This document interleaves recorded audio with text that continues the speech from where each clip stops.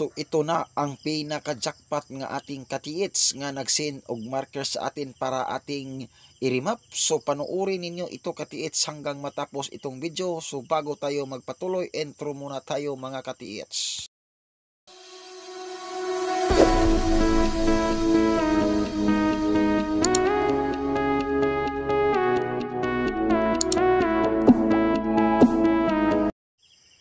So ito na ang giabangan sa katropa sa ating katiits kung paano natin idikod, kasi pambihira na ito katiits nga makita ninyo sa loob ng tunnel nga ganitong sign.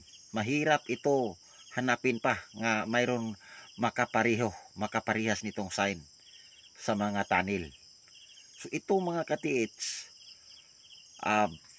very simple ragyod ni sa tua nga kita mo remap niini katiits. Wala nang sikot-sikot, wala nang intro katiits ang pag-remap nito. Sundan lang ninyo ito katiits, at lahat ng mga katiits, beginners man at hindi beginners, at lalo na ang mga may laki daw sa remapping, panoorin ninyo ang ating remapping, kasi ang Bunga Cebu Treasure Hunter kakaiba sa lahat ng remapping.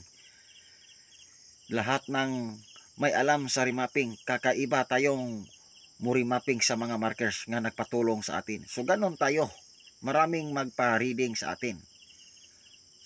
Kailangan kung magpa-reading kayo, kailangan saktong details, saktong detalye.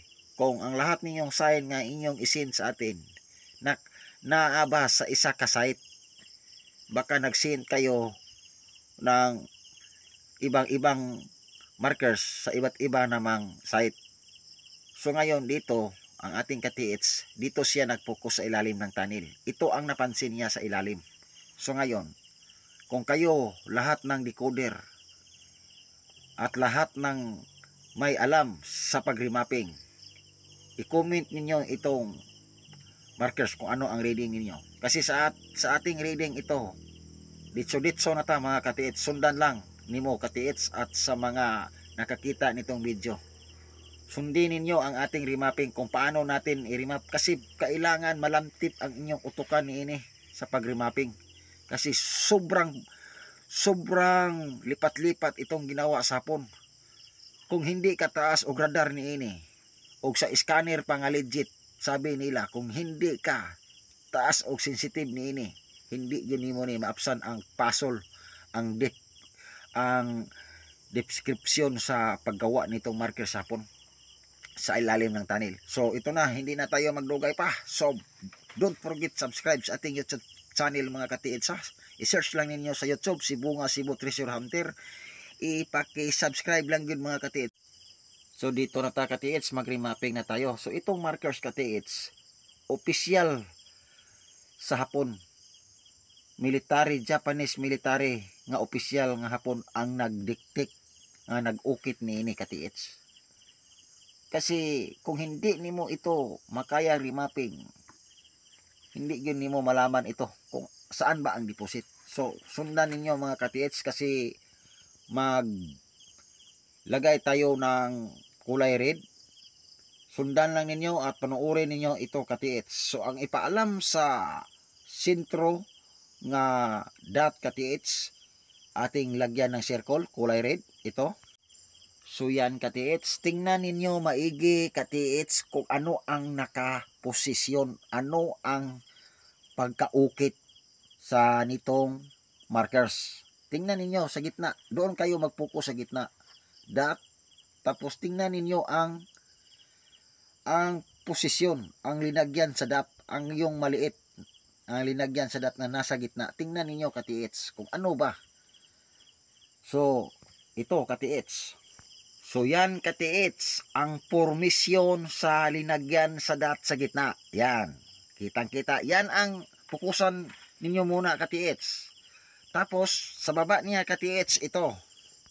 So yan ang sa baba katiits, letter T, tunnel. Okay? So tapos ito katiits, sundan ninyo. Yan katiits, tingnan ninyo ang engrave sa bato nga giukit katiits. Tingnan ninyo ang linagyan natin ng kulay red. At tingnan ninyo ang nasa gitna.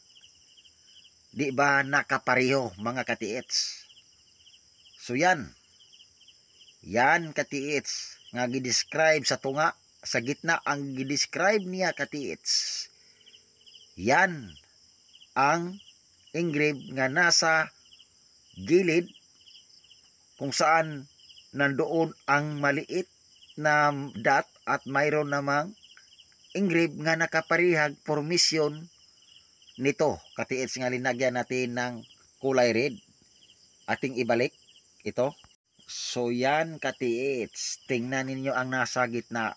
Yan, nakapariho sila katiits. Ang engrave sa labas o ang engrave sa ilalim, nakapariho katiits.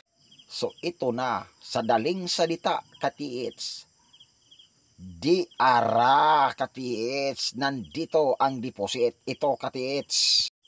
Yan katiits, nandoon ang deposit. Pagbagbak nimo yan, mayroon pa kang makita nga another lock. Nandoon na ang buksananan. Yan ang unang gawin mo katiits. Bagbagin mo yan. Balbagin mo yan katiits. Kasi nandoon. Susi yan. Susi is the key. Nandoon ang deposit katiits. Nandoon lang diha. Nandoon lang sa nahimutangan itong markers katiits.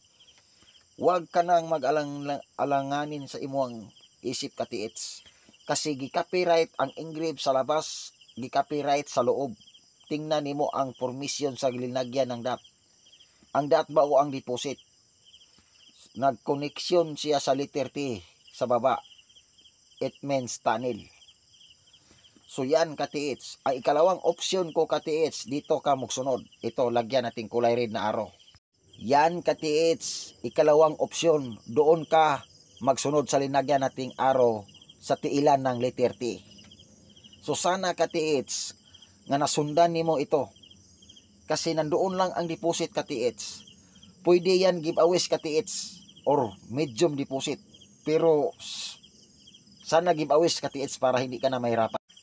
Kung giveaways ito katiits, hindi ka na mahirapan. Kahit mag-isa ka lang og operasyon nito katiits. So amping lang yun katiits. Kasi sigurado gini katiits. Huwag ka lang maingay, huwag ka lang magsabi sa ibang mga tao. Silence lang yun katiits. Fighting spirit lang yun. So maraming salamat sa Luzon, Visayas and Mindanao sa lahat ng mga katiits. Happy weekend nating lahat.